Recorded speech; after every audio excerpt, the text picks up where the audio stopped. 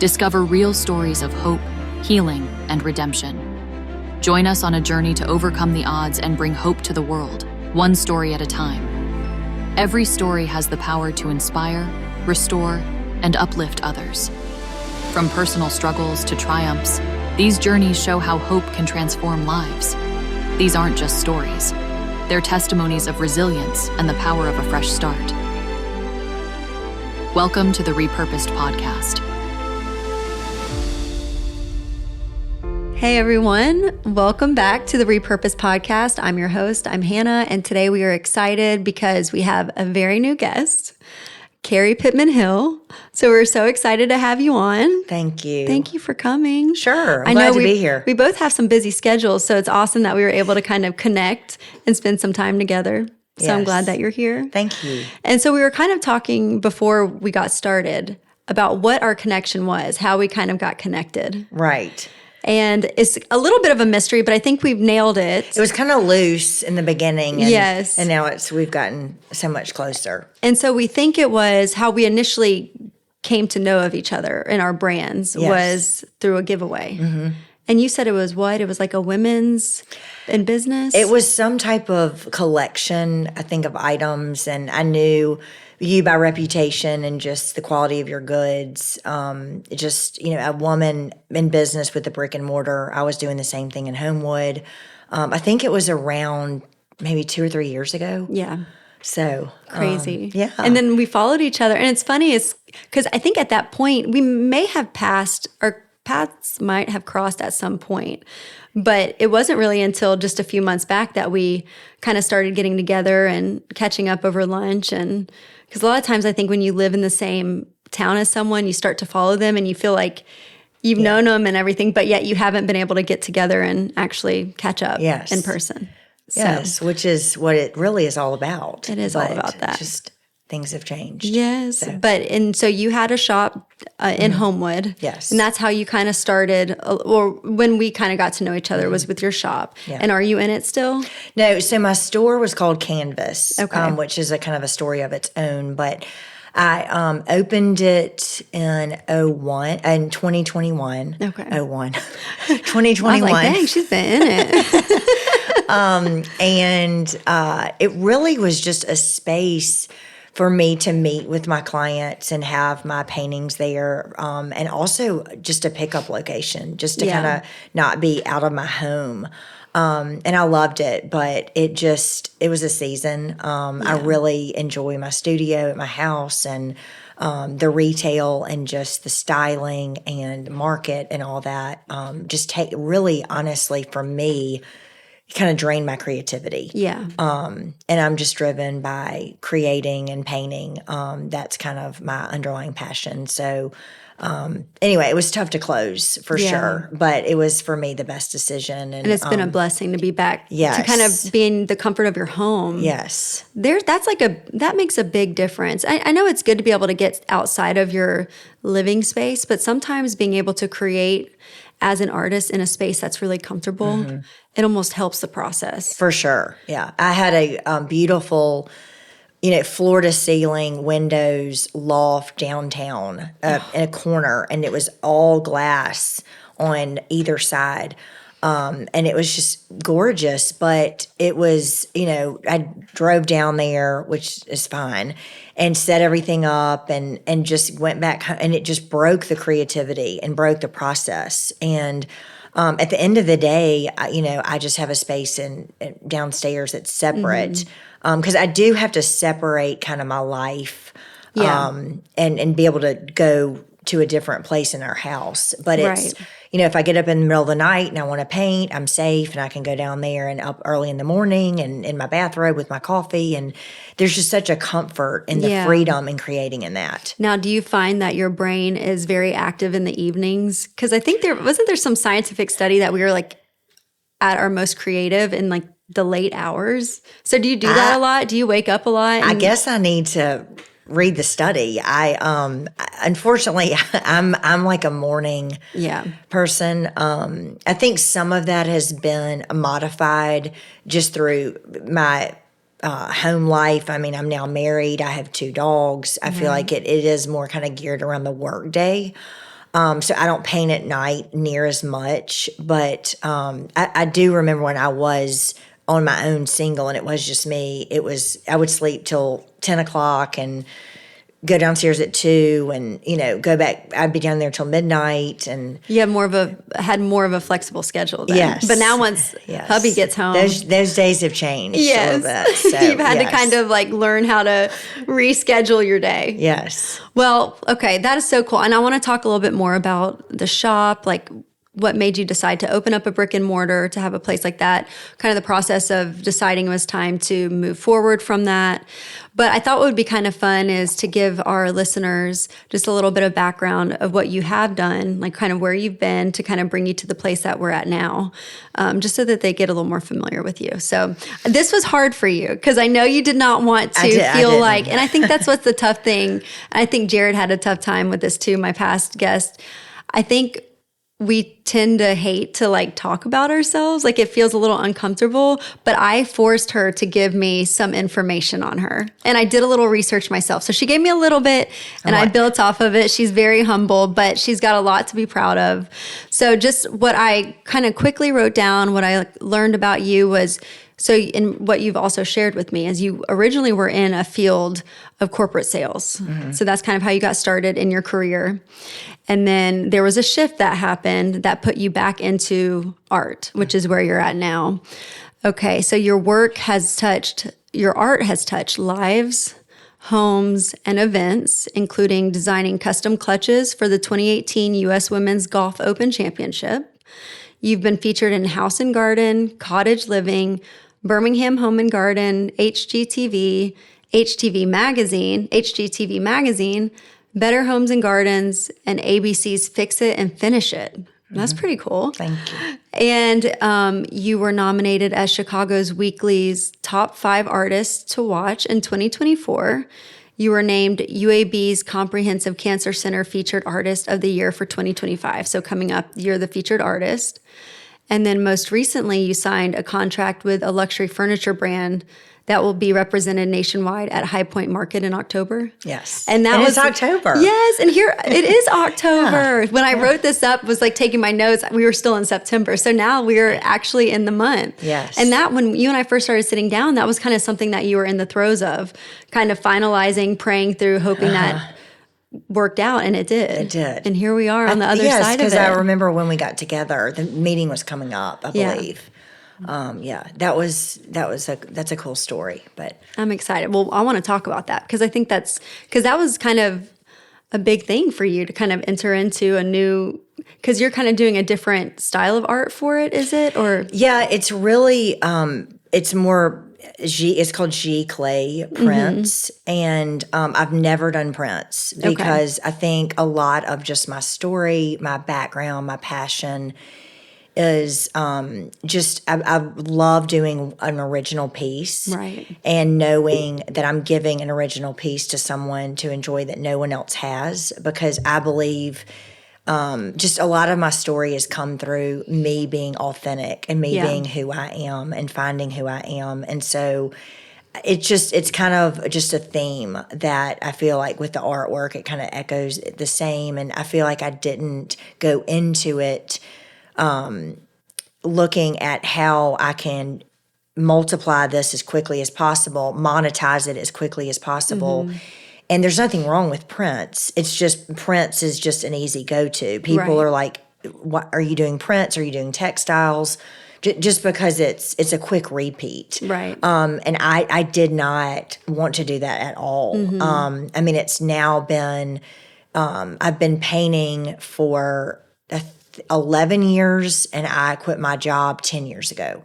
So it was a big deal for me to go into this meeting. I mean, I humbly say this. I've been approached by several companies before, and it made my skin crawl, honestly, to just, hand over my work and know that it was going to be duplicated. And then also just, realigning my client's experience because the piece is no longer an original. Right.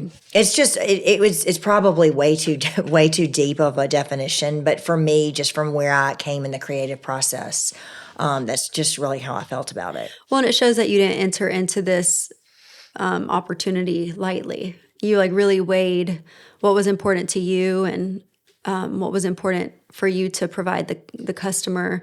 Now, when you talk about customers, are you talking about the people receiving the prints or still your customers that are coming to you for custom work? I really meant like my commission customers. Yeah, okay. Just because, and I think that it you can fit a need for two different people. Right. It doesn't have to be so serious and so formal, but I do think there's a niche with the prints, and I felt like this was a good fit in the timing of what I've done, and then also just the audience and just the it's a different price point, and it is a way to show your work in a different way. So I felt comfortable, and I felt good with the brand. Yeah. So it almost even opened you up to provide your beautiful work for people maybe who couldn't commission or pay for a big commission piece. They could still get a little piece of the art that you create in their home, but not having to save up for, for a larger piece. Yeah, and that's the reality. reality is, life is expensive. It is and we expensive. can't all, some people want to invest in art. Some people want to invest in rugs or in cars or in jewelry, and things are expensive. So, I'm a big believer in original art, but that's just not what everybody can do at different stages of their life. So... Well, that's pretty neat that, that now you are able to, and you're still providing a quality piece of art, but you're just doing it in a different medium. They are. But yes. Through them, you're providing a quality piece of art still. So that's so neat. Well, since we've talked a little bit about your art, let's kind of take it back a little bit before then. Now, are you originally from Alabama? Where are you? Okay. I grew up in Birmingham. Okay. Tell me a little bit about your childhood background. I had a great childhood. Okay. I have wonderful parents that are still here today, and just great people, and just I'm so thankful for the way that I was raised, the standards that I knew very young as a child, my faith that was instilled in me. But yeah, I grew up in Birmingham, and have a wonderful, sweet sister who's 2 years younger. She's one of my best friends. And life was pretty normal. I mean, I hate that word because normal doesn't really say much. I mean, everybody's normal is different, but pretty uneventful, I guess I would say. And I would say I've always been curious. I love an adventure. I hate, and this is another thing that we'll get to, but art really... There's no end with art. Right. It's like music. It goes on and on and on and on and on, and there's no limits, and you can just keep going. And I love having something that's limitless in my life. I mean, we have other things in our lives, like laws and traffic and things that we have to obey. I mean, that sounds weird, but art and music and those type things just are endless. And so I've always been very curious. And I say that to say that by 16, 17, loved Birmingham, such a beautiful place. Just so many wonderful things. And some of it could have been just my youth and my perspective, but really just kind of wanted to get out of Birmingham when I graduated from high school. And so I went to college in Dallas. I was the only one in my graduating class that went to the school. I went to Southern Methodist University, and I just wanted experiences. Now, were you glad that you were the only one going? Like, was that exciting to you to know that you were just in a completely new population of students and friends? And okay, awesome. I have met everybody in my dorm and joined a sorority, and I just always love kind of new people, new things, and I continued my education in French and studied in Paris for a semester, and anyway, it just was a great time. And I really wanted to stay either in Dallas or be in a bigger city. I was like, I will never go back to Birmingham. Isn't that funny? Because I think I've had the same conversation where I've like voiced, I'm not moving back to Birmingham. I did yet everything here we I are. could. And it was like, back in Birmingham. But Birmingham's a great place. Yeah. I think it's hard being single here and because it's very family oriented, but it's a great spot. But anyway, we came back to Birmingham more or less after school, and I started working. I don't think my dad will hear this podcast, but he basically, if he does, it's fine. He basically was like, you got to get a job. And I just felt very kind of pressured and forced, and just to kind of check it off my list. Right. And it was the next thing. And I had this idea, I don't know how else to explain it, of who I wanted to be and who I wanted to see myself as. And so, of all places, I interviewed every bank in Birmingham, like downtown, where there was a block. I mean, this was in 2001, where their 4 biggest banks were, and I had interviews at all 4, and I got offers at all 4 in 1 week. Wow. And I had like played around for 4 or 6 months after school, and it was kind of like I had to get a job. And I started in the trust department at a bank, and I was like, this is cool. I can say I'm in the trust department at a bank. Right. And I'm 22, 23. It carries some weight. Yeah. And I'm going to keep on climbing and going. And I don't know. I mean, there was nothing wrong with that. I think it was coming from a place in me that really wasn't authentic. And I was doing it for the wrong reasons. It was almost like what you ought to do versus what you wanted to do. Right. So anyway, that's kind of how I started out, I guess. Now, you studied in Paris. Did you go to school and do your studies in Paris? What was that focused on? What was your studies, and was it on art or? No. I actually did corporate communications. Oh, wow. And then Okay. French was a double major. That's right. So you did. Okay. So I just took my regular classes in Paris, but I lived with a French family and rode the metro to school every day, and became really totally fluent for the most part.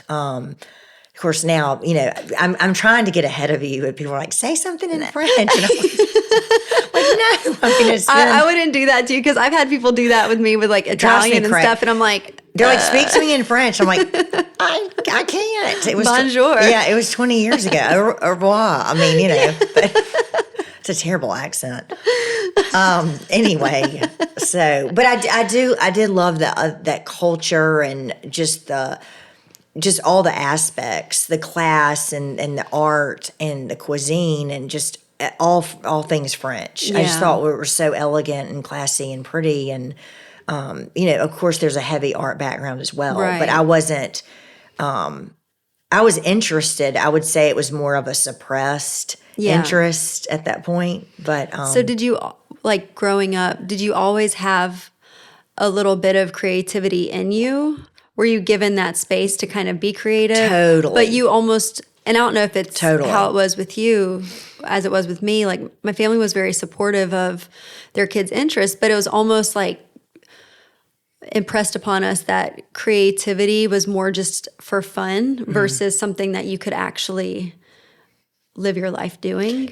Yeah, so I think one of the things which, like, it's really sticks out in my head as like a fire burning and then somebody just dumping cold water on top of the fire. And it was, when people, like I was saying I wanted to be an artist growing up, and I was told over and over and over, you can't make money being an artist. Right. And so I was like, well, I'm just going to go even, some of it was even subconscious, but I'm just going to go this corporate route and this business route because I know that there'll be a salary. I know that there'll be benefits. I know that I'll get promoted. I know that if I follow the rules and I do what they say and I, perform accordingly, I'll keep getting rewarded and I'll keep getting titles. And I mean, there's nothing wrong with that. It's where is your heart in the situation? And so I feel like I was always on a creative bend. But it was, you can't make money, you can't really succeed, people don't take you seriously.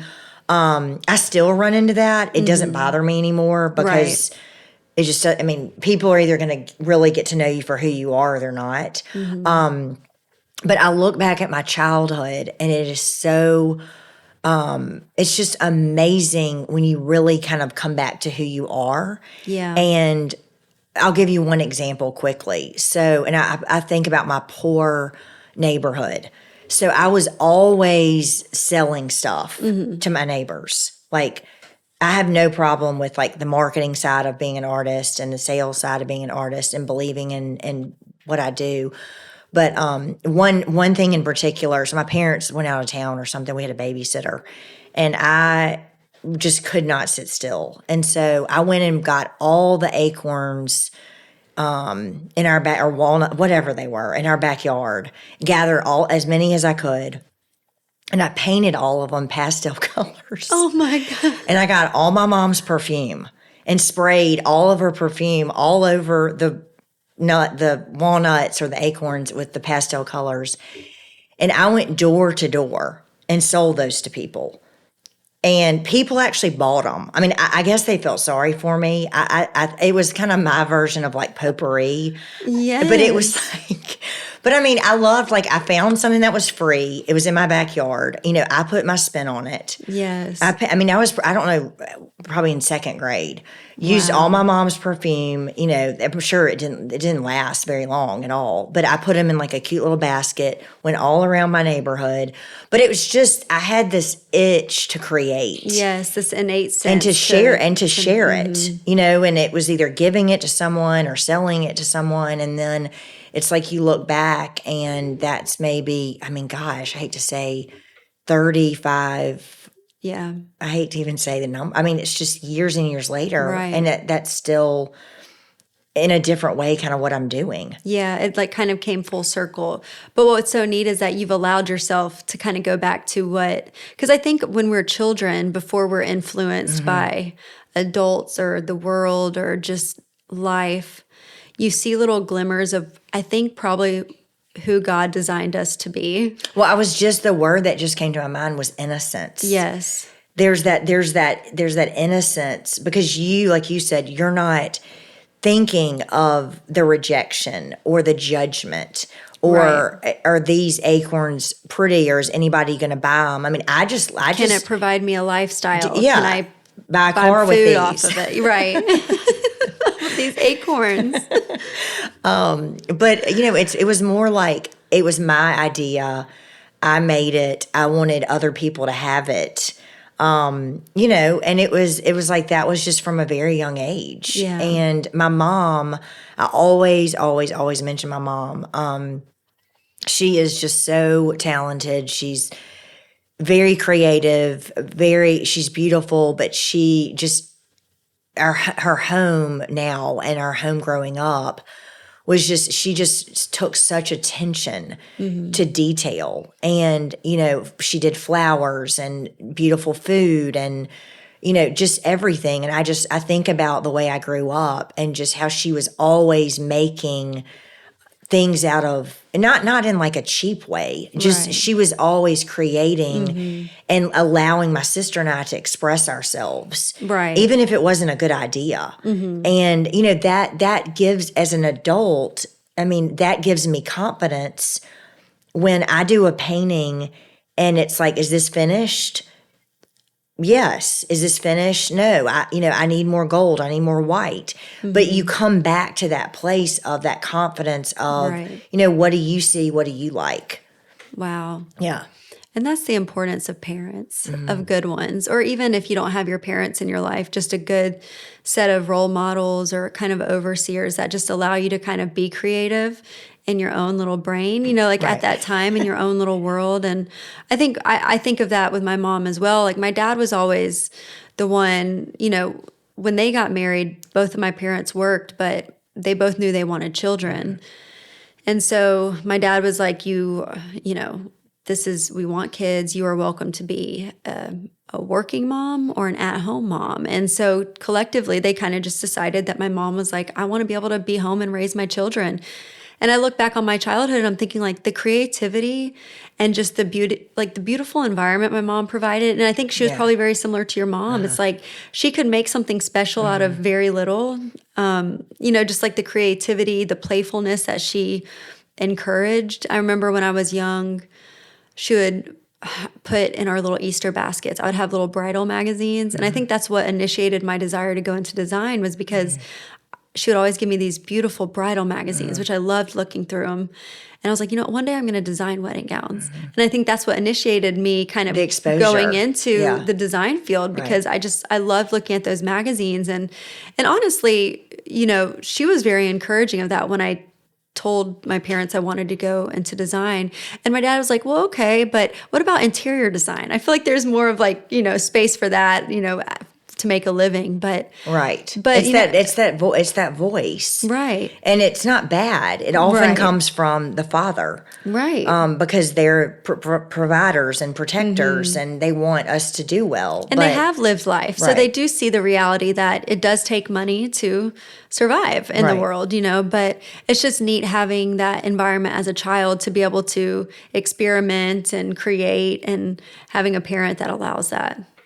Yeah, for sure. Sweet mama. I'm thankful for that. Yes. Yeah, and then my dad is like a business finance only side. So but it's good to have both. Yeah. And it sounds like you had that if you were selling them. I'm thankful. And making the money. You had yourself a little side business. Yeah, and then I, get on my bike and go spend it and come up with something else to sell. There you go. Like I said, my poor neighbors. It was more creative than just the traditional lemonade stand. Just the things that I did, though, like I look back and I laugh because anybody could have done. Anybody could have done exactly what I was doing. I was selling something that everybody had in their own backyard. But they had to have the vision. Anyway, it was. But you had the vision for it. Well, thank you. My creativity. Somebody's got to try it. You got to try it. And hey, if someone wants to buy it, that's on them. Even better. Right, exactly. So you were in, all right, so you always had a little bit of that glimmer of creativity, and then you went into the more corporate world. When did you sense a shift in what you wanted to do? Was it something abruptly that happened? Were you kind of sensing a little bit of maybe like a stagnant or restless feeling while you were there? Like what eventually led to that shift? So I feel like, I just was continuing to kind of develop and, find out as we get older who I guess we don't have to figure out who we are. But situations and circumstances reveal that. Relationships reveal that, good and bad relationships. And so I finished out the banking situation for 5 years. I hated it because I was, again, in a everyone knows what a bank is like, 8 to 5, cubicle, sterile environment. Right. Like it was one of those things where I'm also kind of an achiever type. I'm like a driver personality type. And so my thing was if I hit the mark, like I should be able to do whatever I want to do. Right. And those kind of environments, like it's more of a, pay your dues and it's a time thing and everybody has to be equal. And anyway, so I was like, well, I'm going to get out of this and get into another lucrative job where that's glamorous, that's sexy, that everybody wants. It's not really that glamorous or sexy, but it's a job that everybody wanted when they were my age at the time. It was pharmaceutical sales. Right. Well, I do feel like it kind of comes with like a little bit of that sex appeal. Well, it was like if you can crack in, once you get in, you're kind of in.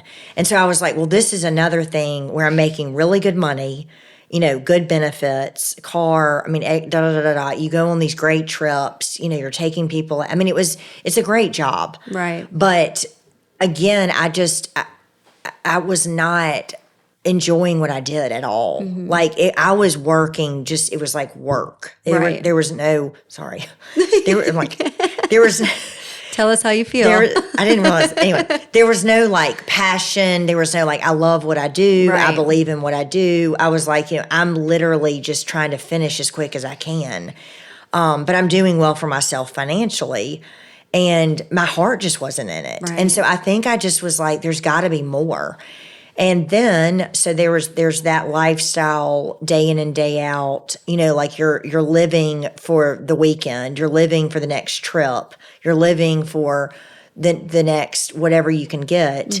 But you're hating what you're doing to get there. Right. And then, I had just a really devastating blow relationally. I was exactly where I thought I wanted to be relationally and how my life was going to play out. And looking back, I mean, it's so obvious that God just intervened in my life and protected me. But, at the time, I just knew that I felt like I was starting over. I felt very crushed. And that really caused me to turn inward and heal and just figure out like what I needed. And it was painting and it was art and it was I was going back to that childhood creative.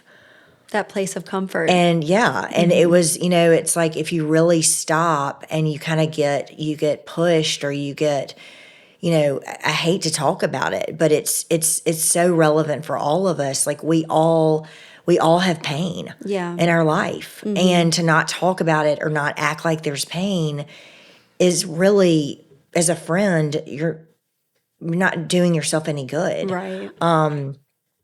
And we all suffer.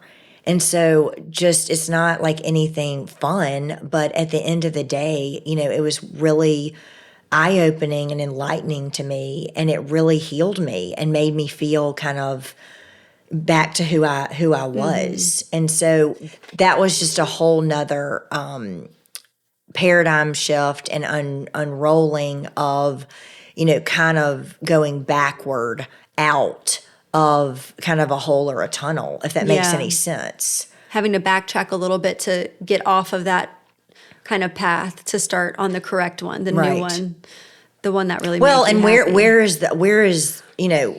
is the balance in what I'm doing? Like you said, there is reality, there is money, there is bills. Like you can't just quit your job. Or very few people can actually just quit their job and go.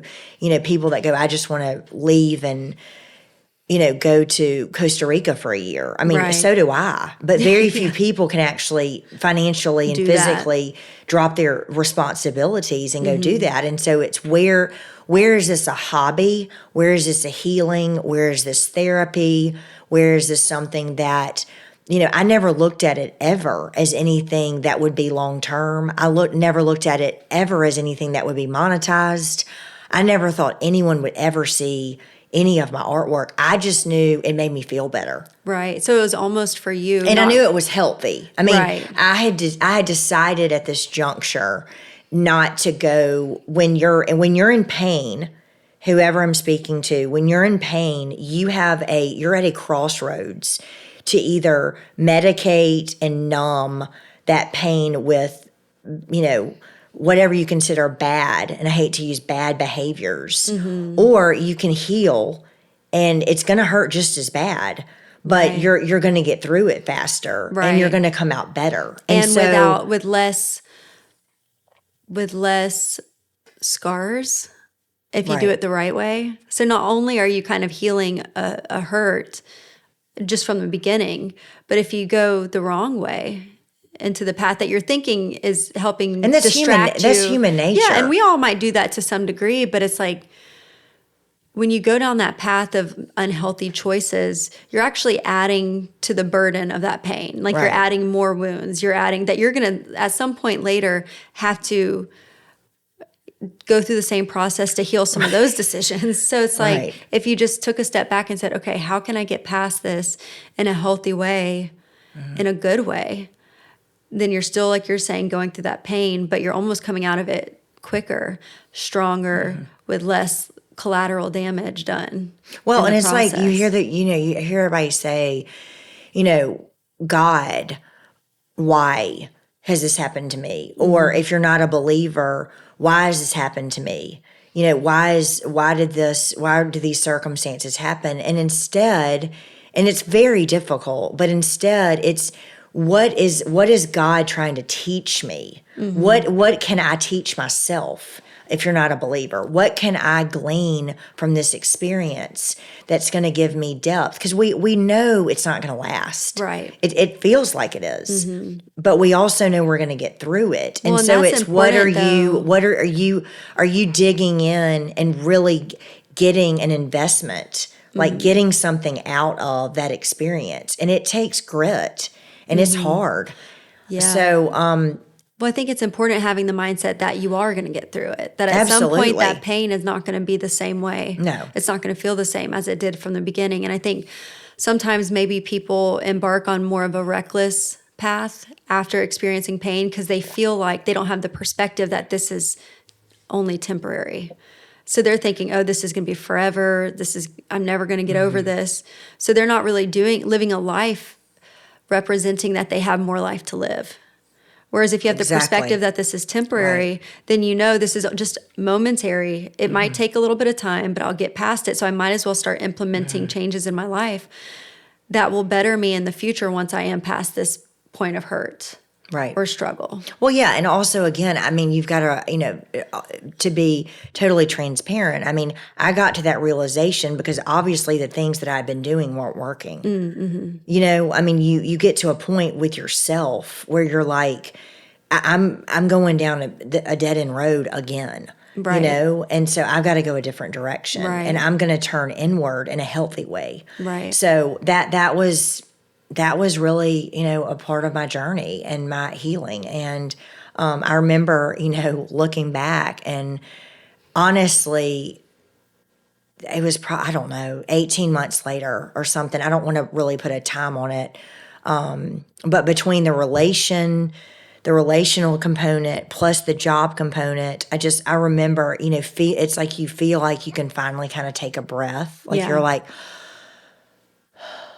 and I remember though, but it was a shift because I remember being like, I love to paint, Right. but now I don't have anything to paint from. Like it was almost like the pain was feeding The paint. the healing and and the art. And so, and I just remember, praying through that and knowing like, no, this is who you are. Like this is, You don't need a hurtful situation. like to you create. can keep going, and you can move through your emotions, or you can just create, or you can do it now for a job, Right. And it's not if that, I don't know if that makes any sense. Yeah, that makes sense. But it was almost scary, kind of coming out of it.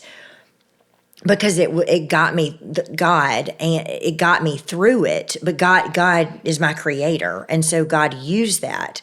But once I got through that, I was like, like it's gone. Yeah. I felt like it was almost like, is it Samson? I don't know, with his hair or something that he put all of his identity in his hair, and the Lord cut his hair off. I don't know why I'm coming up with that, but it was just kind of like, was this like, if this was just for a season, then, pray, take it back, and we'll keep, and it's just, I've been fortunate and to be able to continue to paint for the last 10 years. Well, it's almost like you got into art, got back into the artistic world because of hurt. So once you were past that hurt and just the struggle, you're like, am I even able to continue in my art? Because it really kind of, in our eyes, came into existence because of a situation or a season. But in God's eyes, it was there from the beginning. Right. So your success in creating is not based off of what you were going through in that moment. It's going to continue. And he just through the used good, that. the bad, the consistent, the inconsistent. It's almost like we're talking about like Bible stories and stuff. The paralytic at the pool, is it the pool of Bethesda? I might have that one wrong. Where when Jesus goes to heal him, he goes, do you want to be healed? Because I think sometimes we identify ourselves with the hurt that we've been through. Right.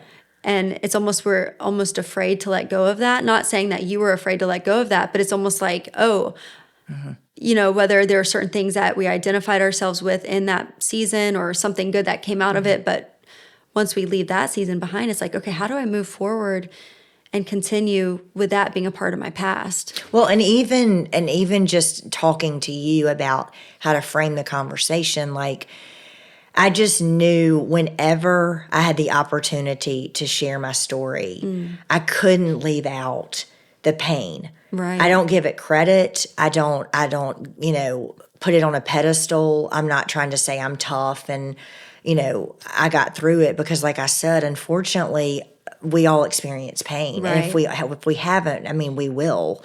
And I'll experience pain again. It's just part of life this side of heaven. But I just, I know we talked about, like, do we give it a lot of emphasis or do we go into detail? But it's also, it's such a bittersweet part of my story that I'm so grateful for because that was my starting point. Right. You almost develop a respect. That was my jumping off point. That's your point of repurposing. And I think that's what's so neat is, like, whatever that point is, it's making the intentional effort to allow yourself to be repurposed instead of being stuck at that chapter, never turning the page. And I think that when you got to that point, like you said, you took it inwardly. You said, okay, who am I? What am I doing? How can I do something that's positive to make myself feel better, to heal?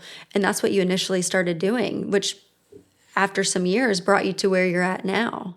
So what did that look like when you kind of had that moment of bringing out art? Had you already kind of dabbled in, like, true art, painting and stuff at that point? Or was this kind of just, I'm going to go buy a canvas, I'm going to start painting? How did that look? Well, again, it was interesting because, like, I had art supplies. So, like, birthdays and Christmas, I would ask for an easel, like a really nice easel. And it was shoved under the bed, and canvases and nice oil paints from Alabama Art Supply that, I didn't want to buy on my, corporate salary or whatever because it was extra.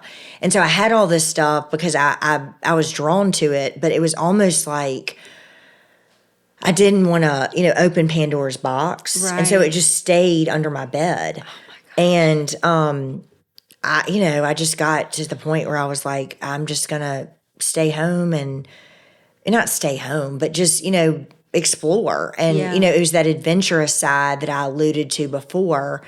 And I feel like, I guess as I'm talking, I'm kind of processing this, but I feel like, there was such a loss of control in the situations that I was in and in this relational devastation that I went to something that couldn't control me. Wow. And that was art, and that was paint, and that was creating.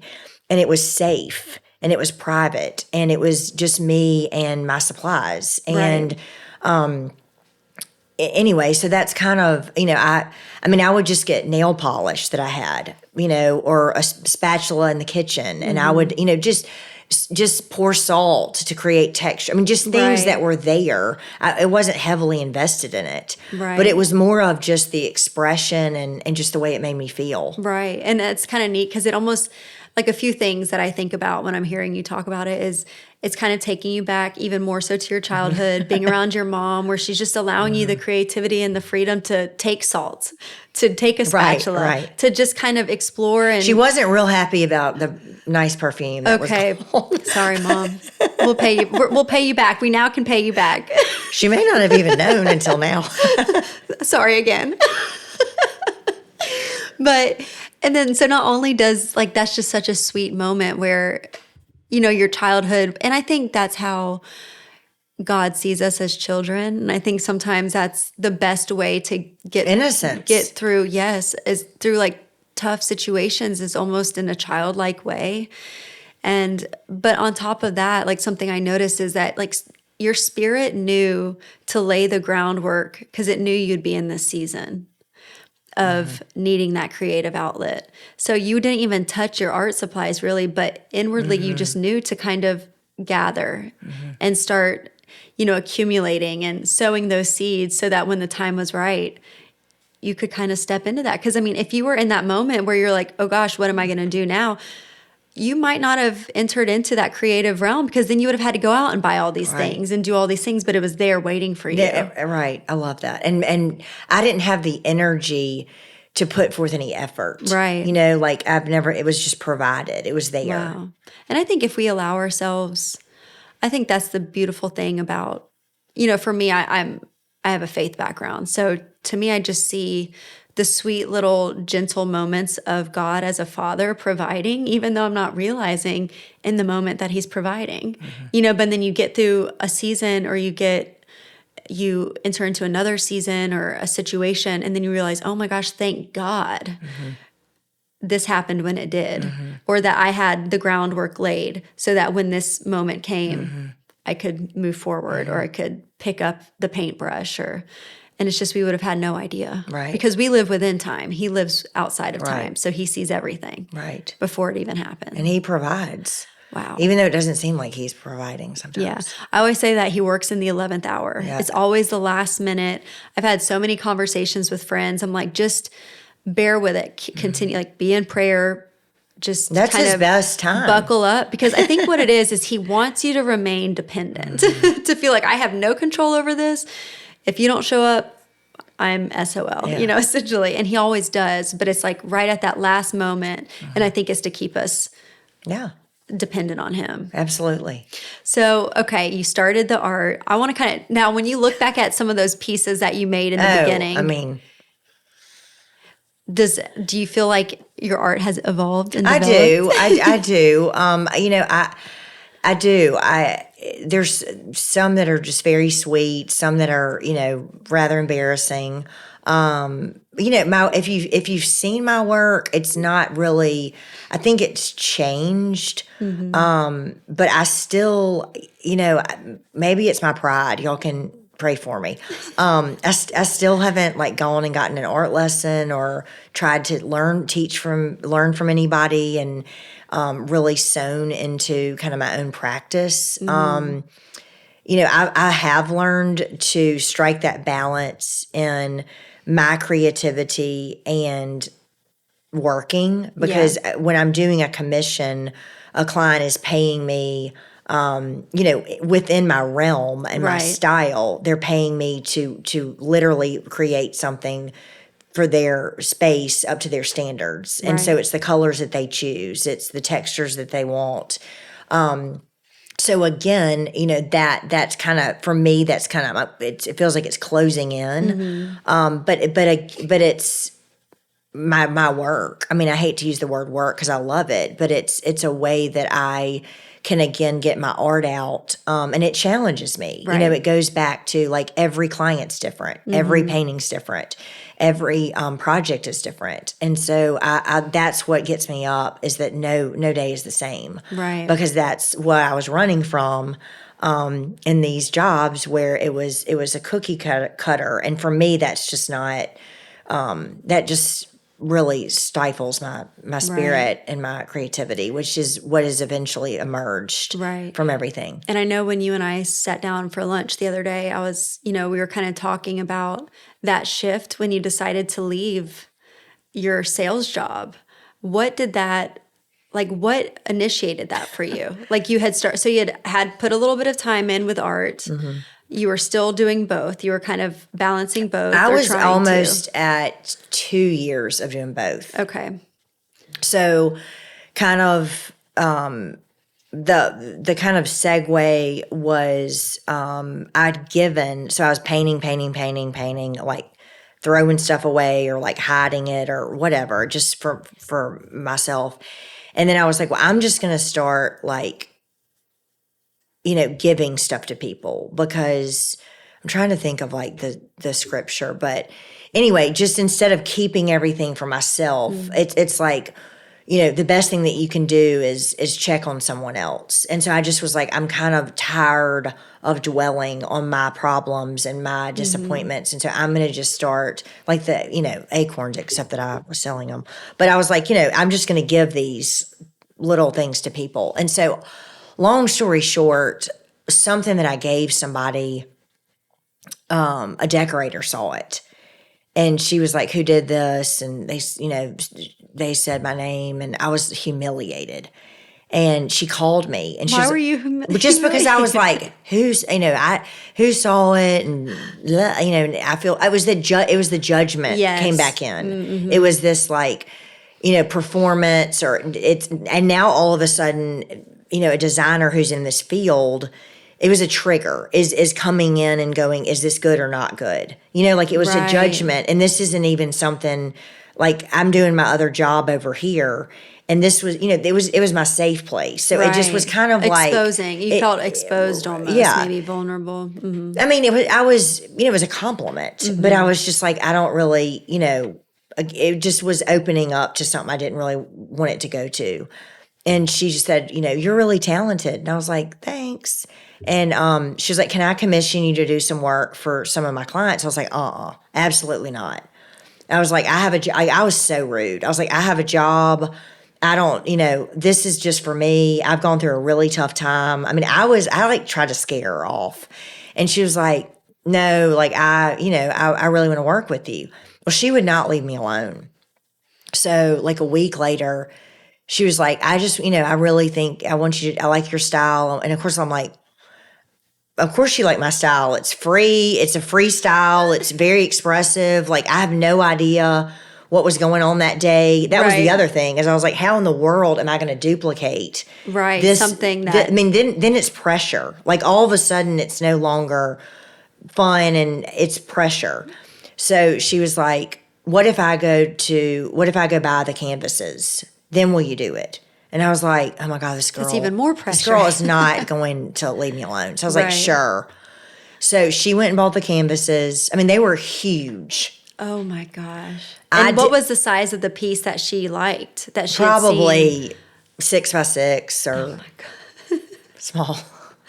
I just wanted her to go like away. Inches, 6x6 inches? Yeah. Oh, wow. 6x6 inches, and the canvases were 4 feet by 4 feet. Gosh. I just wanted her to go away. Like, you are my nightmare. So I did the pieces for free, because I was like, I have a job. I mean, whatever.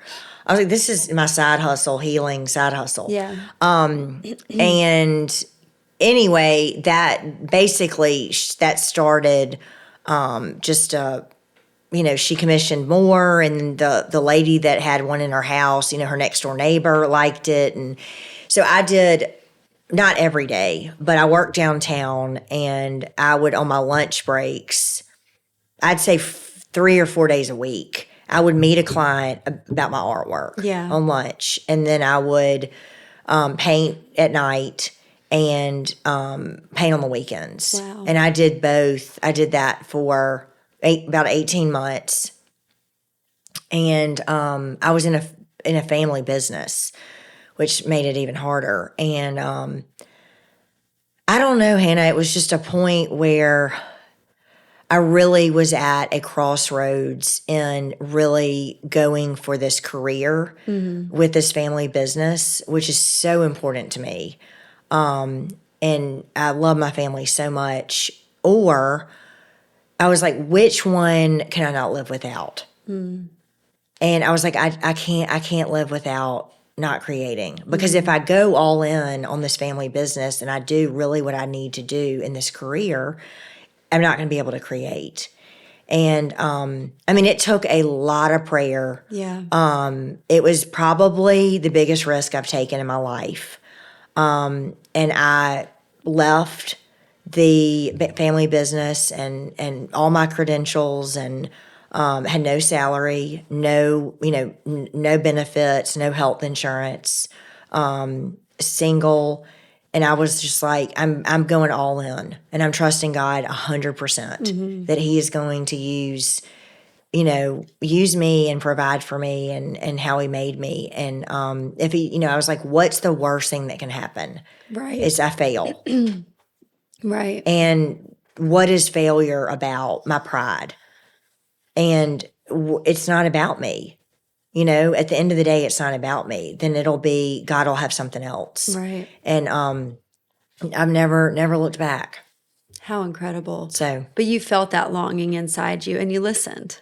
I was like, I can't, like, it literally was like, it was months of prayer, but I was like, what can I just not live without, and being authentic? And it made no sense on paper. I mean, it makes no sense to be single and to leave a family business, and you're doing well for something like this that's artists are everywhere, and it's that teeny tiny voice that came back in your head, you can't make money doing this. You can't be Right. successful doing this. People don't take you seriously.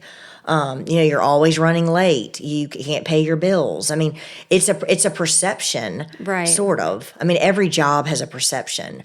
But I was like, okay, I'm going to go for it. That's incredible.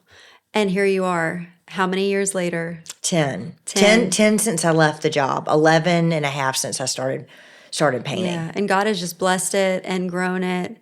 And you've just found purpose and who you are through it.